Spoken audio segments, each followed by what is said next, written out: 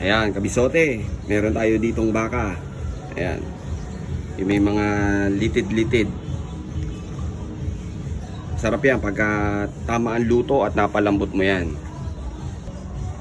So maglagay tayo dito ng mga aromatikong pampalasa natin. Meron tayo ditong bawang, onion, carrots, tsaka celery. Tapos maglagay tayo ng panimplang asin. Yan. At paminta. Pakukuluan natin to ng mga 45 minutes.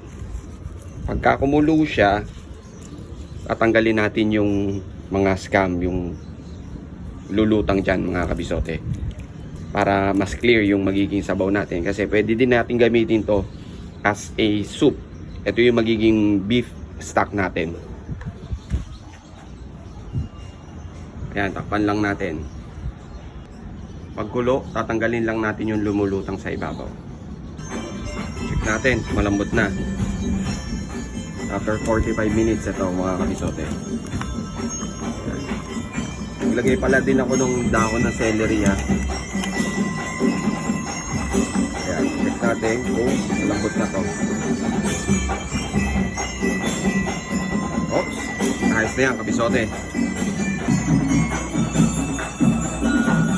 Hindi mo siya kailangang i-overcook para buo pa rin yung beef at hindi siya nadudurog. Kasi ipapan-seared pa natin yan mga kabisote. Yan, ganyan. Hiwain mo lang siya ng mga half inch per slice.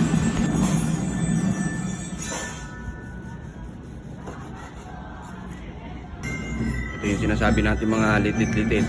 Ayan, kabisote. Sarap niya pag napalambot mo yan. Lalagay tayo ng harina. Diretso lang natin siya sa harina.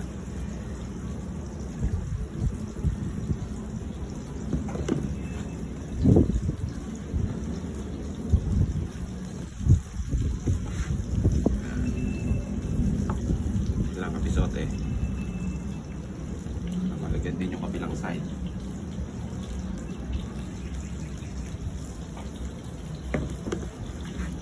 Na ito ipiprito natin.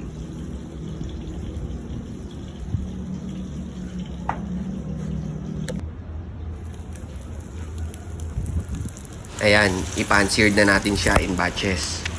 Ang goal natin dito is magkaroon ng outer crust yung beef natin.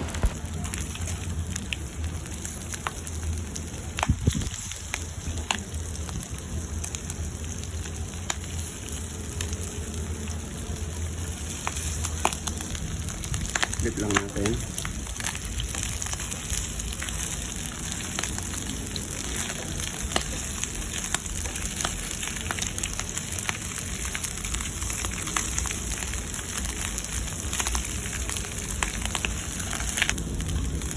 Okay na, set aside natin.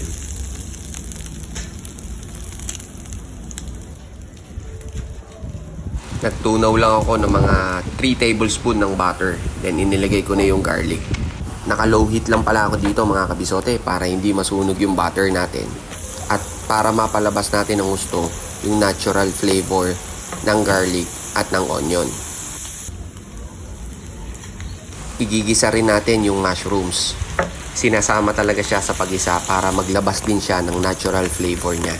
Tapos i-season natin ng freshly ground black pepper. Ayan, after nating magisa yung mushroom, ilagay na natin ngayon yung pinan-seared natin na beef. Tapos, imekos-mekos mo lang mga kabisote. Meron na rin pala ako ditong tinunaw na cream of mushroom. Campbell's yung nasa lata or yung powdered. So dito, yung powdered ang ginamit ko. 2 sachet yung ginamit ko, tapos dinisolve ko siya sa 2 basong tubig. So medyo marami-rami talaga siya kasi almost 3 kilo itong baka na niluto natin. After nating ma-simmer ng 15 minutes sa mahinang apoy, maglagay na tayo ng all-purpose cream. 2 pouch yung ginamit ko dito mga kabisote.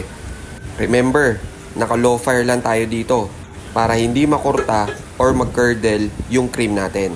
Tapos, lalagyan natin siya ng Worcestershire sauce. Ayan na yung pang finishing touch natin. Then, isimmer mo na lang ng 5 minutes. At konting kembot na lang, pwede nang iserve yan. O yan mga kabisote, ayos na tong beef pot roast natin. Saktong-sakto sa handaan to. Fiesta pa naman ngayon dito sa amin. Happy Fiesta mga taga-Bagong Ilog. Viva Santa Rosa. Sunduan Festival. Viva Santa Rosa. Ayan, kung nagustuhan mo at nakatulong sa iyo ang video na to, paki-follow, like, and share mo na rin para makatulong din sa iba ang mga simpleng recipe ni Kabisote. Paki-comment mo na rin sa baba kung taga saan ka para mabati naman kita sa mga susunod na vlog natin. At ayan na nga, gagarnish na lang natin siya ng parsley. At ayan, nakatapos na naman tayo ng isang putahe mga Kabisote. O siya, ano pang hinihintay mo Kabisote? Tara, kakain na!